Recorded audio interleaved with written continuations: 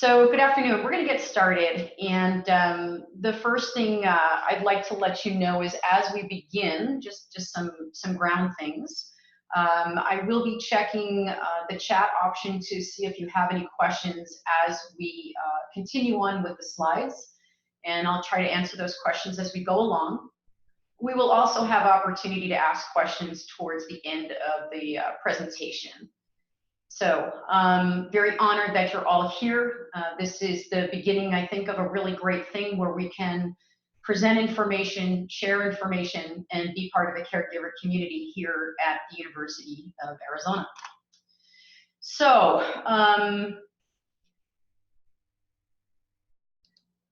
okay, so I just wanted to introduce myself to you. I do know most of you. I have been in the position as dependent care advisor at Life and Work Connections for approximately 4 months now, and it's been wonderful. I have worked as both a personal caregiver as well as a professional caregiver in many different realms of healthcare for about 20 years now, and it's very exciting to be able to really work one-to-one with our staff, faculty, and students who are caregivers here. So when we talk about caregiving, we often think, we know practically that we have to take care of ourselves. We know that that is absolutely vital, absolutely essential. However, it's a challenge. It's a challenge because oftentimes we get so caught up with having to care for our loved ones that everything goes to the wayside, including that very essential need to care for ourselves. We often compare the need to care for yourself, we often compare that to when we go on the plane and the flight attendant says, you know, should the cabin lose pressure, oxygen mask will drop from the overhead area. And you're asked to take that mask and put it over yourself before you do that to your loved ones. And whether it be our children or our parents or whomever, when we're on that plane, we think that's absolutely crazy. But the fact of the matter, the cold hard truth is that if we don't put that mask over our nose and our mouth at that time, we're going to lose consciousness. And if we lose consciousness, we can't care for those people that are around us and get that oxygen to them. It's the same thing with caregiving. If we lose that sense of what we need and what we're doing and what our boundaries are, our ability to become that caregiver that we wish to be becomes compromised. So the one thing that we'll talk about, or one of the more important things that we'll talk about, is that need to really evaluate caring for yourself. What are you doing? And we'll talk today about some approaches that we can use to make sure that we're caring for ourselves. Because if we don't care for ourselves, we are going to contend with stress and burnout. And we'll talk about that a little later on. So today's presentation, I'm going to review who the caregiver is, what we do, why we do these responsibilities, why we take on these caregiving responsibilities. I'm also going to talk about caregiver stress and caregiver burnout. And there's a bit of a difference between those two. One leads to the other, but we'll review that a little later on. I have done a lot of research about ways that we can reduce stress and care for ourselves. And there are articles that talk about 25 different ways that you can care for yourself. But based on my experience in my research, I'm going to offer you some approaches to stress reduction, some things for you to consider.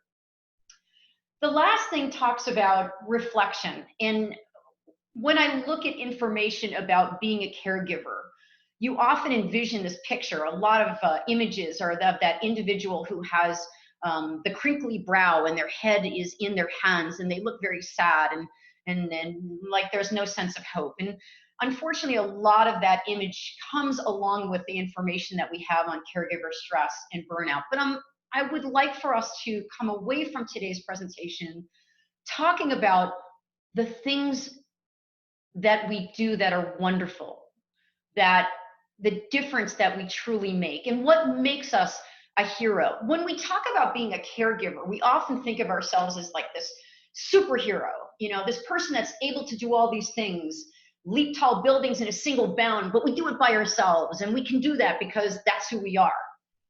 But the reality is we have to think of it more in the way of how are we everyday heroes? How are we truly making that difference in that interaction and in the here and in the now? So that's some of the things that we'll be reviewing as well.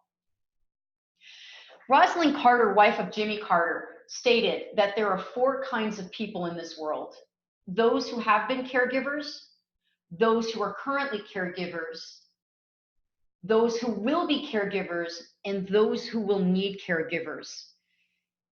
What I have been impressed about at this part at my work at Life and Work Connections is how we are involved with caregiving, the extent of it, the degree, and we all have some sort of a relationship with somebody that we love and someone that we need to care for.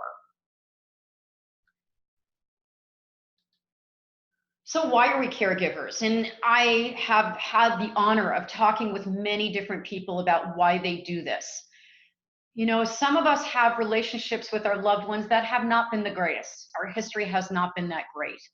But we still are caregivers because we feel that sense of obligation and we know that we can give them the best care possible. For many of us, we're a diverse group of individuals. We come from many different cultures, many different backgrounds. But I do find that there is this sense of wanting to maintain your loved one's status in the family. Maybe they were the matriarch and they need to maintain that status, and you're a caregiver so that you can help them do that. To help them maintain a sense of independence, a sense of respect, increased purpose in our own lives and in theirs, upholding our values, which really make sure that they get the best care possible, giving back to our loved ones because they gave us so much to us during our lifetimes, and making sure that our time together is absolutely the best. I often find that people will come to me and talk to me a little bit about their situation, but they will say to me, you know what, I'm not really a caregiver. And I'll ask them a question. I'll say, I had a person who said to me, well, my loved one lives in another state. I call them every day to make sure that they have their medications, and I arrange doctor's appointments, and I talk to them every day. They're surprised to learn that they're a caregiver.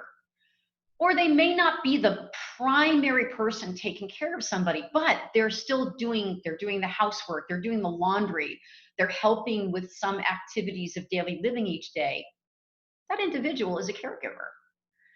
And you have the other caregiver who just started to gradually take care of somebody, but now they're doing everything. They're with them 24 hours a day, or they've had them move into them, in with them. And indeed, they are a caregiver as well. So, one way to kind of check to see if you are indeed a caregiver is, are you giving, if you look at the first question there, are you giving assistance in time, energy, and money? And it can be a small amount, it can be a large amount. And if you answer yes to any of these, by the way, you are indeed a caregiver. Do you care for an individual, or in some instances, individuals, who have some sort of physical or mental impairment? Do you help with basic activities? And with that, I'd like to say, do you help with some basic activities? Maybe a little bit, maybe a lot. No matter what it is, if you're helping with activities, you are a caregiver. And then the last question asks, do you have a family member that depends upon you for their care, for you to care for them for their well-being? And once again, if you've answered the question yes, you are indeed a caregiver. So I'd like to talk a little bit more about stress and about our caregiver stress and caregiver burnout. Sometimes when I talk about difficult topics, I often ask people to just kind of stand up and shake it out a little bit, take a few deep breaths, and inhale through the nose and exhale through the mouth, just so we can focus on this and go through it and find some solutions to this. So if you want to do that, I think you're more than welcome to do that at this point. So a lot of times when we think about stress, and please forgive me, I'm going to go back to that original slide.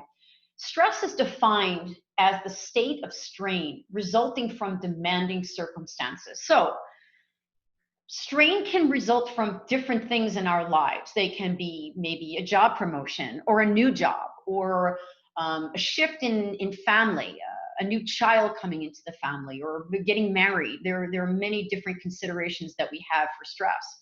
And we have to adjust to those. So usually it's that process of adjustment that can be defined as stress. Now, caregiving can be stressful. We know that because we have different types of diagnosis that we have to work with. We have different types of situations. And with that, we have to contend with those challenges and with those changes. For example, somebody may have a diagnosis of Alzheimer's disease or a related dementia. That diagnosis may change in a matter of months. Sometimes as caregivers, we may find ourselves all of a sudden, a family member has been in an accident and they require care, or it might be a sudden illness that comes upon us and that has brought about sudden changes. So that can be stress, and therefore caregiving can be stressful indeed.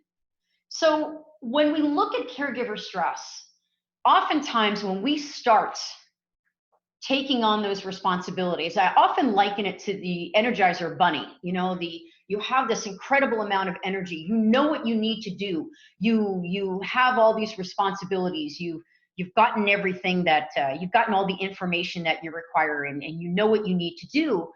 And we focus on that individual. But sometimes what happens is we also have to realize that we still have, say, for example, a partner, or we have our children, or we have our grandchildren, and we have work, and we have to think about these different things while we're offering these services or these caregiver responsibilities to our loved ones. So we over-engage, we focus on that individual, and we think about all those, and we start working and applying all those physical and emotional and practical things that we need to do for that individual.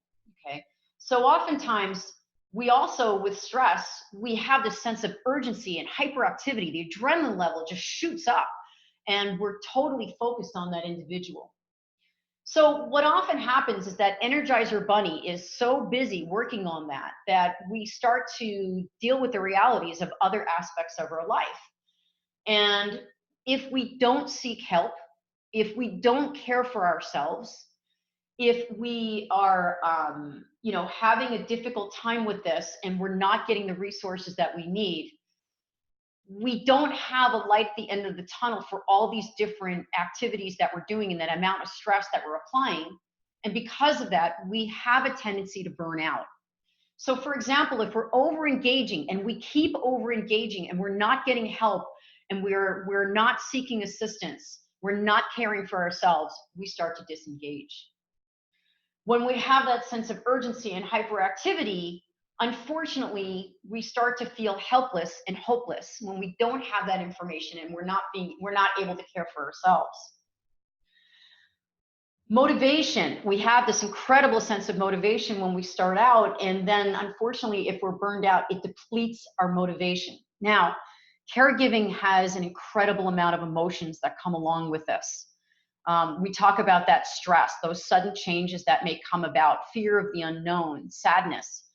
So oftentimes with caregiving, we start to feel a sense of anxiety. And with that sense of anxiety is also some worry, some guilt. And unfortunately, if we don't get that help, if we don't seek that attention that we need, if we don't care for ourselves, it could potentially lead to depression. There are many different facets of our lives. And when we think about stress, I'd like us to think about, and I'm just outlining about 5 different aspects of our facets to our lives and our well-being. So for example, if we're feeling stress and we're experiencing that level of stress as a caregiver, in our family relationships, they can tend to become strained. Relationships with our partners, with our spouses, with our children, with our grandparents, they can become strained. Even with the individual that we're caring for, that can be something to consider as well.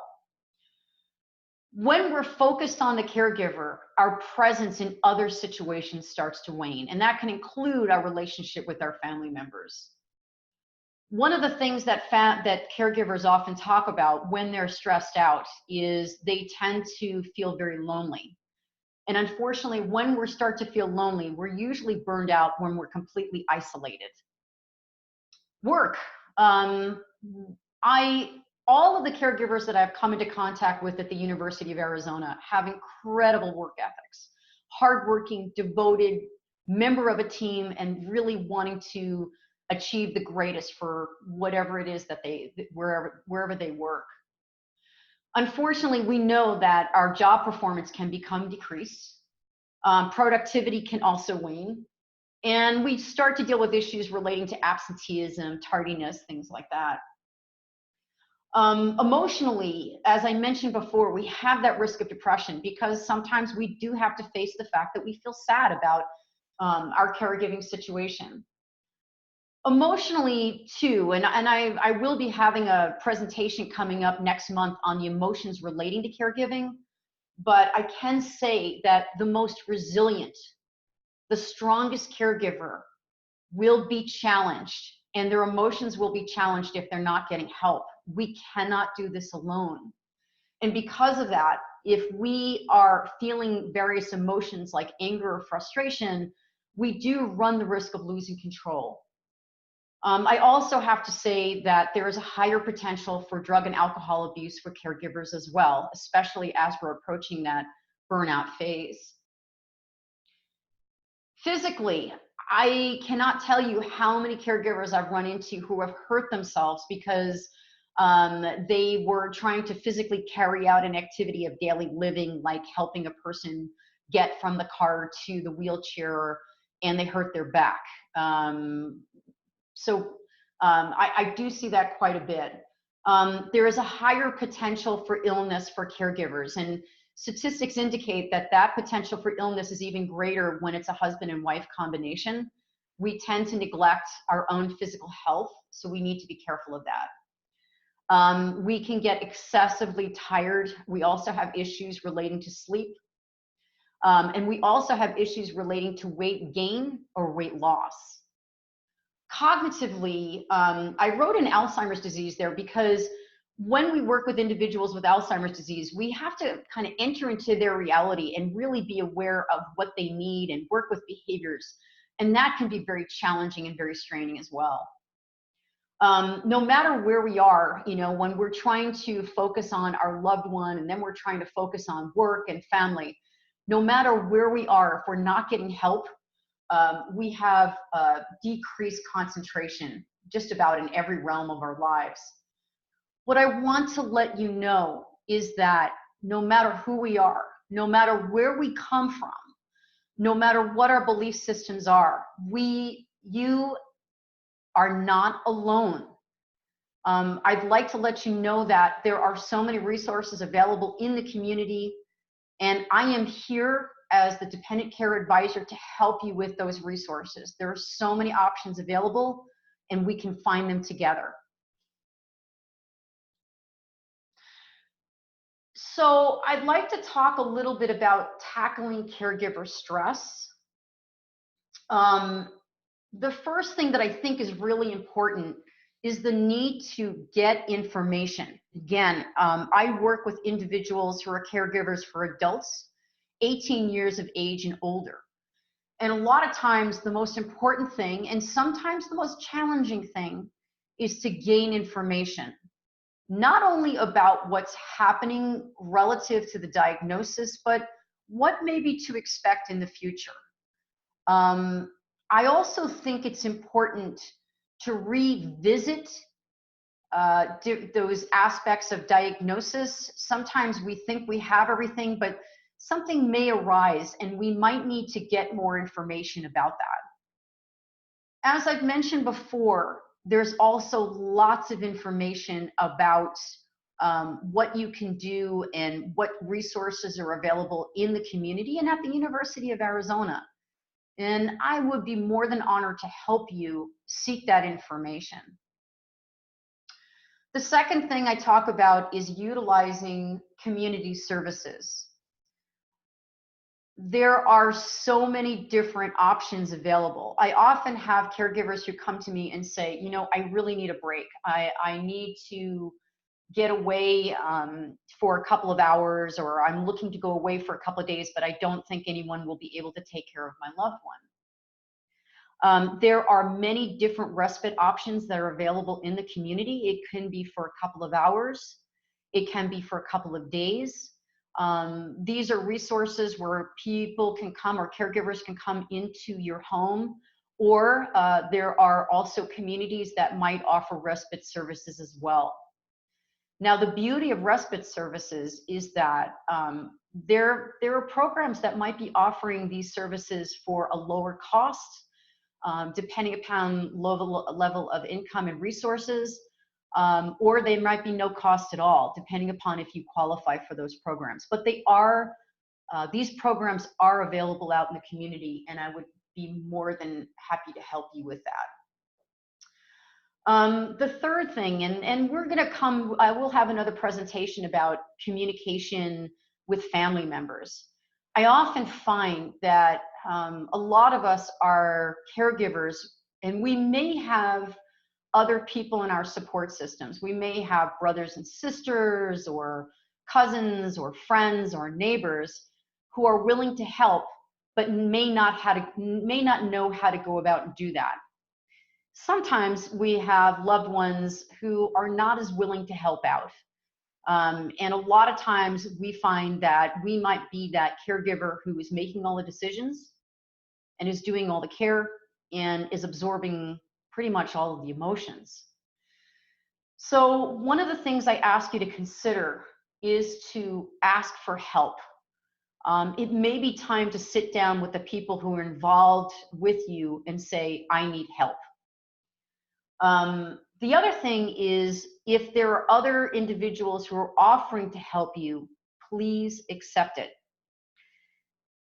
I often find that when you ask for help, or when you are accepting help, again, people may not know how to help you. They might not know about the diagnosis. They may be scared. So one of the things I offer to you is, you may need to tell them what type of tasks they can do. So for example, if you have a loved one and you pretty much do all of the activities of daily living, you help them get dressed for the day, you help them have their meals, that type of thing. And you know, sometimes people are not comfortable with that. If that's the case, maybe these individuals can do other things like yard work, housework, taking your loved one to the doctor, or staying with them for about 20 minutes so you can go outside and take a walk. Sometimes you will need to make a mental note of how those individuals might be able to help you. The other thing is, I wanted to let you know that there is a link on the Life and Work Connections website, and this is also an app that you can get on either an Android or an Apple phone, which is called Lots of Helping Hands. So if, for example, you have a family member that lives in another state and you want to help them out, you can use Lotsa to help coordinate some of those things that need to be done for that individual, like go to doctor's visits. Lotsa also serves as an excellent way to be able to communicate with each other about what's happening. It kind of eliminates your need to contact everybody, 3 or 4 people, and tell them over and over again what's happening. It also allows you to communicate with each other as far as, you know, providing well wishes and photographs and things like that. So it's something I feel that is very worthwhile to look into and to help coordinate. And it's something that can be done on a local level as well, of course. I also want you to think about, when I mention caregiving network, I want you to think about how you can have individuals in your own caregiving network.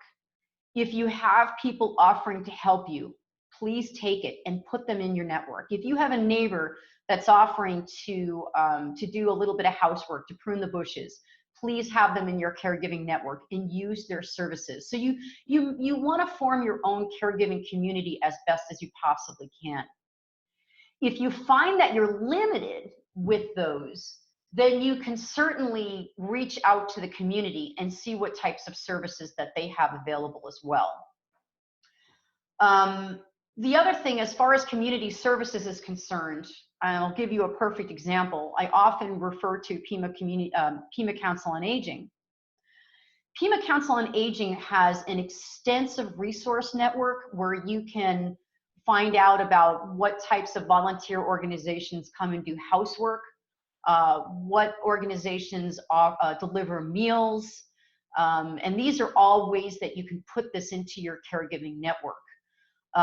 The other thing that they do is they also offer training on how to provide care to your loved one. They have an individual, and the Alzheimer's Association does as well, on how to work with certain aspects of Alzheimer's and dementia care, how to work with behaviors, or how to do practical aspects of activities of daily living with that person. So these are all things, these are all options. So once we have our network of friends and family around us, then we can start going into the community and seeing what other services and we can find and how we can continue to build on that network. Number 4 talks about support groups. As I mentioned before, we're all different. We come from different backgrounds, but we are not alone. Support groups can be a great way to show or to make us feel that we are certainly not alone. Support groups are an opportunity to let you know that there are other individuals who feel the same emotions, who have the same challenges. And the beautiful thing about support groups is they can also provide you with incredible amounts of information and suggestions about ways to handle things. It's just a great safe place to be able to vent and talk and get practical ideas. Support groups are available in almost every realm of diagnosis in Tucson. There are also support groups for caregivers, whether you're a spouse, grandchild, child, whatever it may be. And I absolutely implore you to get help from support groups. And by the way, you can also access support groups online, and you can find out more information according to wherever you need help. Defining boundaries is number 5. So we talked before about telling other individuals that you need help and accepting help and getting that help from organizations as well and getting information. There are times when you're going to have to say no. So accept help when you can, say yes when you need to, but also say no when you cannot. Saying no is a very, very difficult thing to do. But for example, I had a family member who was saying that not only is she taking care of her mother and father, but the family is coming in from out of town for Thanksgiving, and they expect her to cook a full Thanksgiving meal. And at that point, I said, how do you feel about that? And she said, no, I'm not doing that. So, there are times when you feel like, you're going to have to really be mindful of what you are capable of doing, both physically and emotionally, in relation to your caregiving responsibilities. If you find yourself in the caregiving process and you're considering care for yourself, and you feel like you have to say no at some point, let's talk. And let's see how Life and Work Connections can help you kind of define how you're going to take those future steps with maintaining those boundaries and making sure that your loved one gets the best care that they can possibly receive.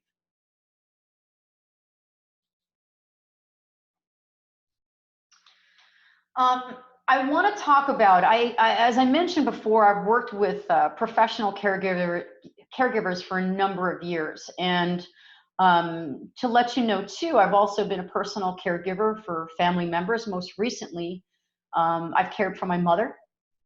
And I can tell you that we all have a certain, what we call, window of tolerance. And that window of tolerance is defined by your ability to maintain a sense of balance, to basically keep your cool, to approach caregiving with a positive attitude, and to carry out those responsibilities well. Sometimes we have good days and sometimes we have bad days. But the fact of the matter is that everyone has to consider that time when their window of tolerance is becoming challenged. So we have to really think about those times when we feel like our buttons are being pushed, or we feel like we're getting so angry that we're going to yell. We may also have to look at those times if we're starting to notice that we're yelling too much, or we're pounding our fists on the table. We have to think about when we are reacting to these things, how is it affecting us and how is it affecting those individuals around us, including those that we're caring for. So I want to offer just some quick things for you to consider, because we will all approach those times where we feel like we're being pushed out of our window of tolerance. And I often had a caregiver said, I just feel like I'm losing it. And we all have that potential. So I just want us to be mindful of a few things.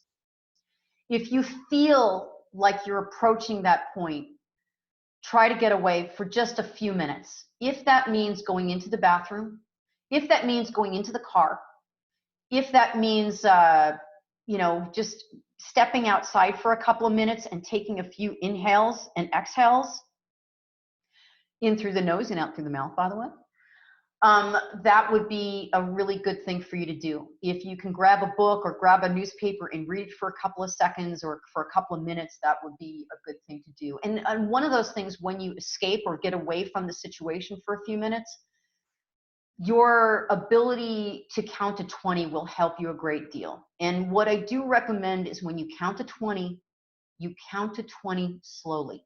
It will only take a few minutes for you to do that. So, and if you're counting 1, 2, 3, 4, like very, very quickly, you're hitting that moment. So I need you to slow down and just be mindful of that process. I often asked if my friends, when I call them, I often found that they had absolutely no understanding of what my caregiving situation was. I just asked them to listen to me, and I would let them know I may call you, and I may ask to count to 20, or I may have to say what I need to say. You don't have to say anything back. I just need you to listen to me.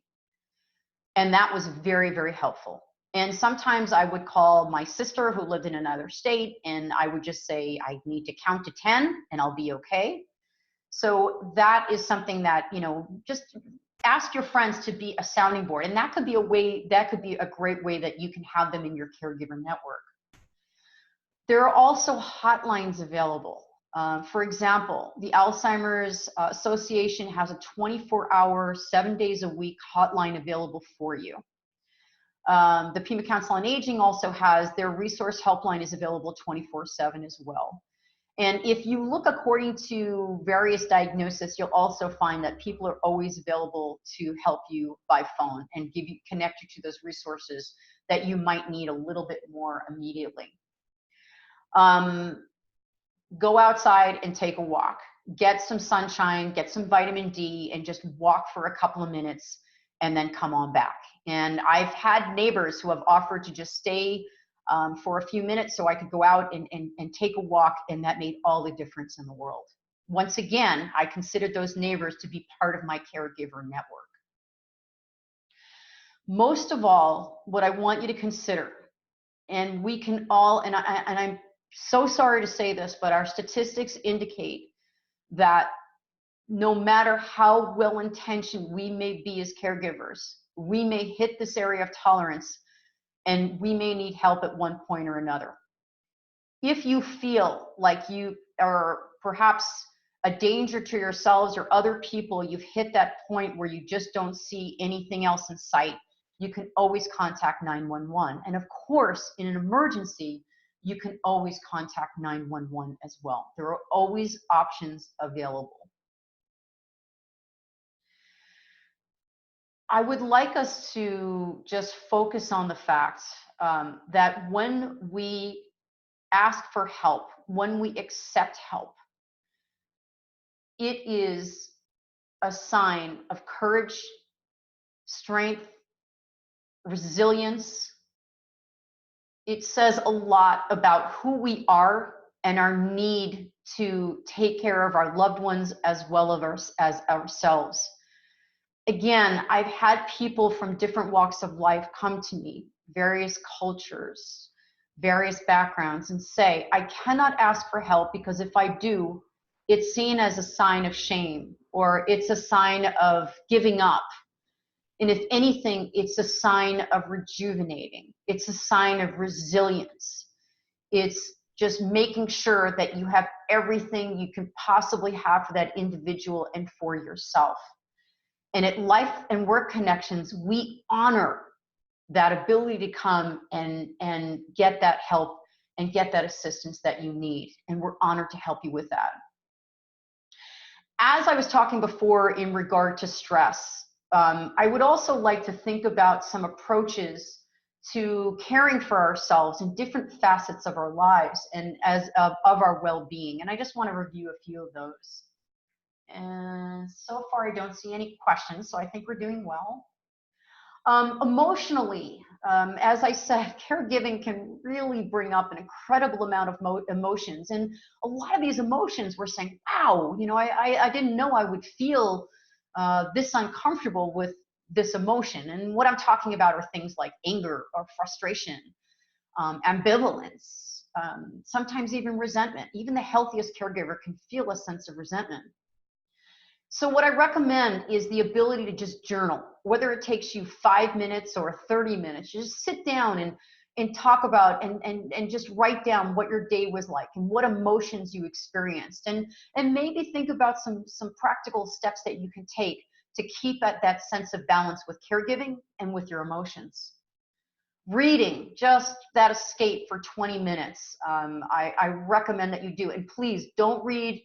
You know, we do need to get information, don't get me wrong, but if reading is a practical guide to diagnosis or caregiving, I'm talking about reading something that you enjoy. And well, if that's what you enjoy, go ahead. But, you know, just really trying to make sure that you have that opportunity for time to yourself, not for caregiving responsibilities per se. We've talked about support groups. Support groups can be an outlet for you to talk about those emotions that you experience. And again, I cannot encourage you enough to look into support groups that are available to you. And if you want help with that, I'm here for you. If you find that you're at a point where that window of tolerance is being continually challenged, if you find that you can't find a solution, then I do recommend, or one of the approaches to self-care can be seeking counseling or seeking help. And by the way, we do offer counseling services here at Life and Work Connections. But well, we can, you know, I mean, just making sure that you get that professional help that you need, because we all do need it, especially from time to time, but especially during that caregiving process. Spiritually, time in nature, getting outside, breathing in some fresh air, meditation, just that ability to close your eyes for 5 minutes and just meditate. And faith services, and this is another thing that caregivers are surprised to find out. A lot of times people say, well, I can no longer take my loved one to services.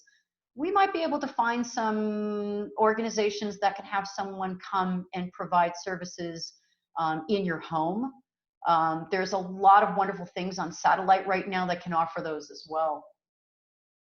Socially, visit friends. We talked about the fact that sometimes when we're feeling lonely, burnout can lead to isolation.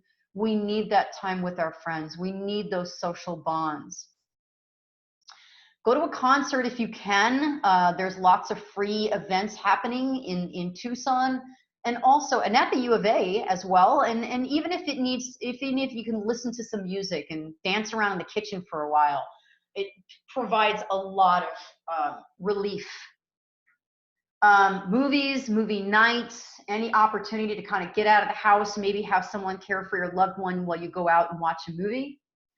And also mini vacations. So as I mentioned, you have an option of respite. And I know that sometimes when I mention the word respite, you may immediately think, no way.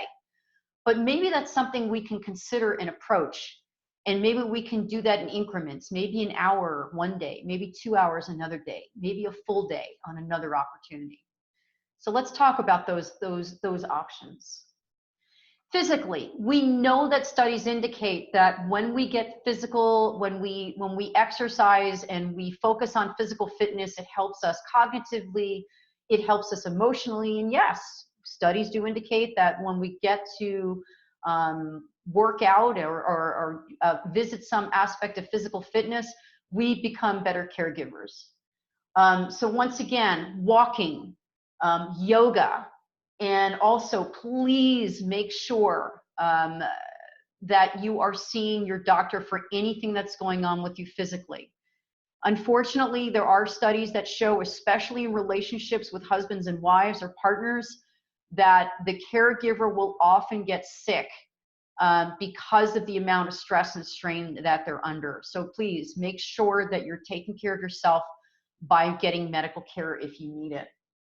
I also have some other aspects of self-care to think about as well. Professionally, in the workplace, it may be important to talk to those that you work with, or your supervisor, or to let members of your team know that you're caring for this individual. I will tell you that I worked in healthcare when my mother was sick. And for some reason, I felt it as vitally important not to say anything to anyone, primarily because we were in a healthcare setting. And when I finally did disclose to my team about that, their extension of helping and supporting was very, very profound. But I can tell you they were a little mad at me about it as well. They really wanted me to share that with them and let them know and allow me to keep that balance between life and work, and that ability to care for my mother. Intellectually, I remember being a mom and needing to get out and, talk to other people and, come on and attend a lecture that would benefit my well-being. And then financially, I do have to say that I have a lot of family members and caregivers who feel that they have to use money out of their own pocket to care for their loved one, and that can be very stressful. Please know that there are programs and services available that may be able to accommodate your loved one rather than paying out of pocket. So we're here to give you those resources as well. So I'm asking, when you think about ways to care for yourself, you may have to look at yourself as an individual and think about those facets in life that are truly important to you or that you really enjoy, to make sure that you're caring for yourself. This looks like an unusual picture, but this is actually when my mom passed away in 2017 in November. And on the year anniversary of her passing, my daughters compiled this altar for my mom, and everyone left the house to allow me to be alone and just be alone with my thoughts and be alone with my mom. And that moment of meditation, that spiritual moment to connect with my mom, and not only with my mother, but with my grief, was a wonderful, wonderful experience. So, just a suggestion and just an idea. The other thing I would like to point out is when we talk about emotions relating to caregiving, we may be experiencing some grief as well because of those significant changes that are coming about. And again, we're here to support you with that. And we're here to support you with your journey of caregiving. So we've talked about stress. We've talked about burnout. We've talked about some practical solutions. When we talk about, oftentimes we think about being mindful of those approaches that we use. And the one thing I often find is that when we look at that information about caregiving, it's usually, honestly, it's a bit of a bummer, And there was a study that actually was done that showed that I think it was about 83% of caregivers reflected on the difference that they're making and found that caregiving was a positive experience for them. And that's what I'd really like us to do, is to really focus on those qualities that we have, those things that we do to really make a difference in our loved ones' lives. Because a lot of times what we tend to do is when we feel bad, we tend to think of the negative. And what I would like us to do is be mindful of the positive things that we do each day, that difference that we make in our lives and in our loved ones' lives as well. So essentially, there's a book by some social psychologists that talk about focusing on these aspects of being an everyday hero. So we've already realized the fact that we can't be that superhero. We can't be that person who does it all by ourselves. We can't lead buildings in a single bound and then care for our loved ones as well. But we can be everyday heroes. And that is because we are caring. That is because we're charismatic and inspiring and reliable, resilient, selfless, smart, and strong. There are so many other qualities that I bet you right now you're thinking in your head about those wonderful qualities that you possess that truly make a difference in your loved ones and your life as well. One of the things I often reflect on is my ability to make my mother laugh. I was really, really good at that. She would be very mad at me at first, and then I'd make her laugh. And I do recall one episode when being in the frozen section of Trader Joe's, and she was laughing so hard. About people, total strangers around us were laughing as well. And I don't recall what it was, but she would get very mad at me, and then she'd be, as we use the expression, laughing her head off. So anyway, I really want you to think about those things. What are those things that you do to really make a difference? So you've gone from superhero to everyday hero. And it's the everyday hero. It's those here and now episodes in our lives. It's those moments of joy on an everyday basis that we're capable of doing and that we need to reflect on, and that we need to be grateful to ourselves and to our loved ones to reflect on those things. So, key takeaways, okay?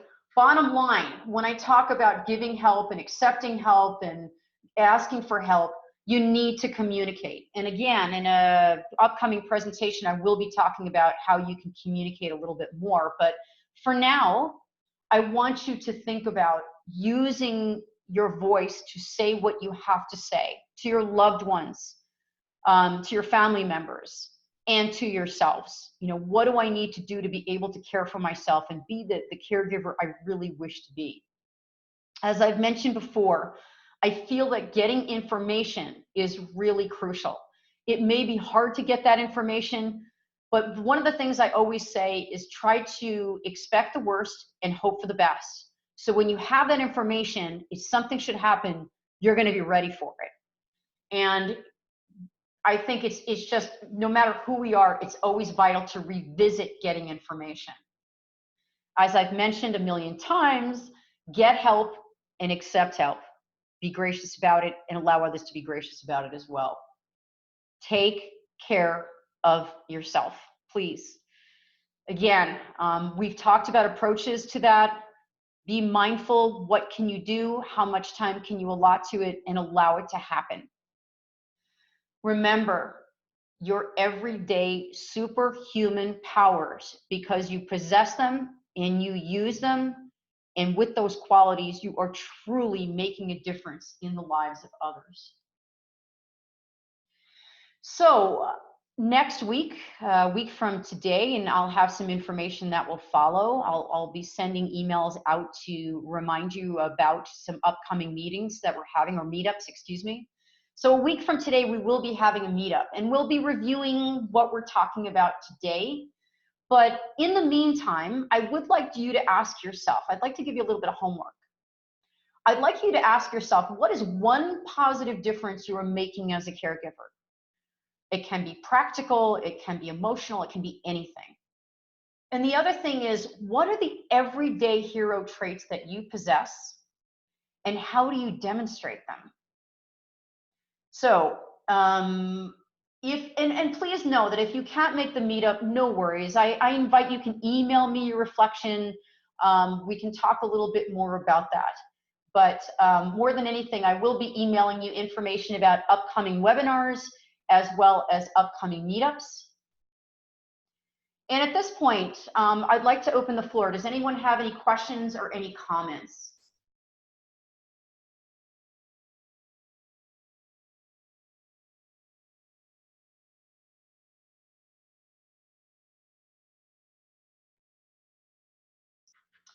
Okay, I'm not seeing anything so far.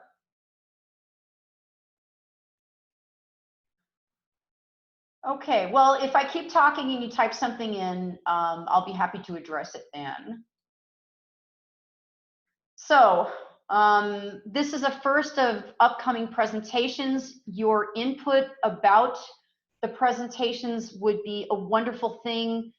Your input about topics that you'd like to speak more about, um, finding out more about what we offer at Life and Work Connections. We're here for you as well.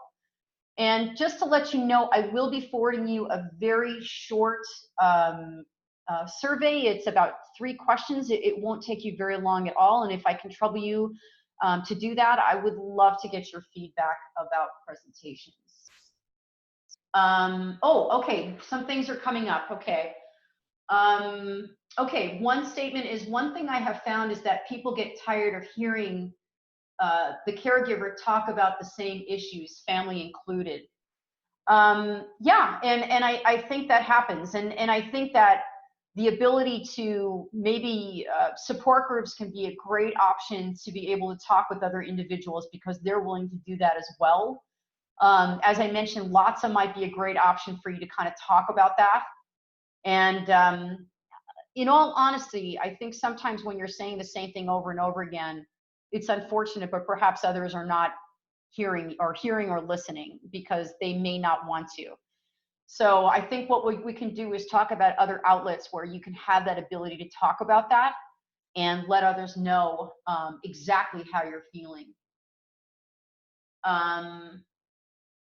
Okay, there's a statement here that says the difficulty of the opioid crisis versus cancer patients not getting good meds. Absolutely, and I think that's the need to make sure that we're getting that information and essentially making sure that we have the resources to make sure that we have that correlation with pain management and making sure that the cancer patient gets the right medications and what options are available. So if you'd like to come in, we can talk a little bit about that and find out what resources are available in the community.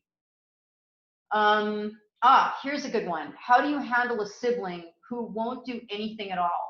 And we'll jokingly say things like, the only thing to do is to put mom in a drug-induced coma, which is unfortunately very heartbreaking.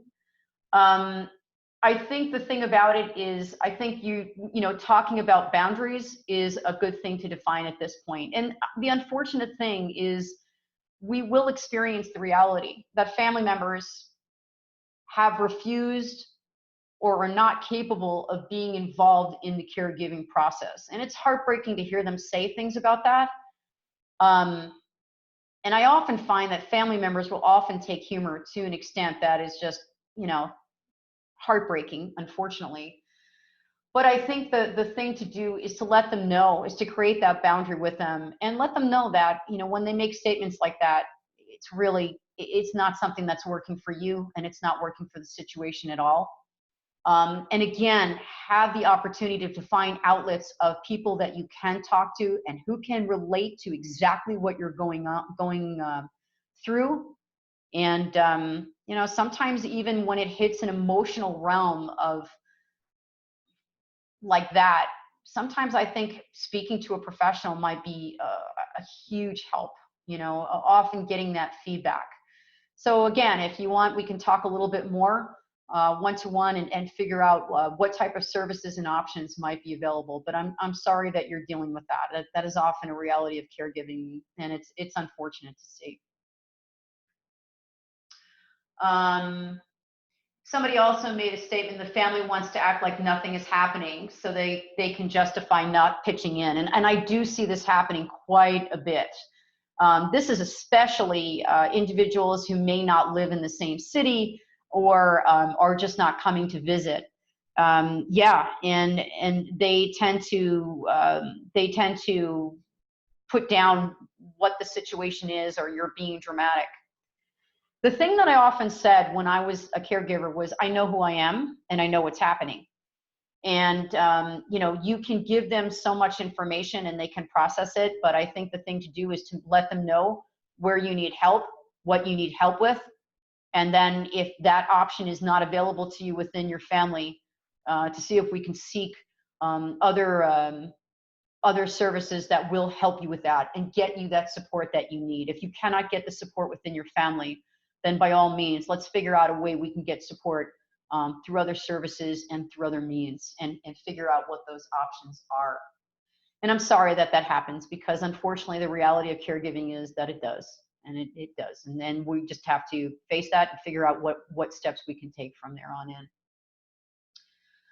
Okay, I think we might have somebody else typing something in. But anyway, I really appreciate you sharing your experiences. And the reason we are having the webinar is to allow the opportunity to have a discussion and have it in more of a private format. And I do invite you to come to the meetup next week, or I do invite you to contact me to see how we might be able to connect you to resources and services that are available, because they are there. What I want more than anything is to be able to make the caregiving journey the best it can possibly be for you. Let me know how I can do that. Okay, so I think all questions and comments are done at this point, and it looks like it's just about time to wrap up the presentation. Again, I will be emailing you information about future webinars as well as the meetup next week. Please feel free to contact me if there's any help or assistance that you need. More than anything, it's been an absolute honor to provide this presentation, and I thank you for being with me. Have a great day.